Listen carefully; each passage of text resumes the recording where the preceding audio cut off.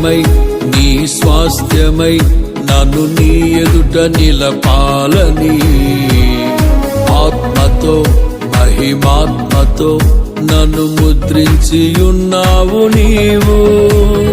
వరములతో ఫలములతో నీకై బ్రతకాలని తుది శ్వాస నీ సన్నిధిలో విజయం చూడాలని ఆశతో ఉన్నానయ్యా. కరుణించే యేసయ్యా, నీ కోసమే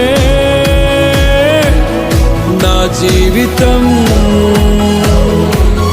నిన్ను చేరే ఆశయం తీరాలని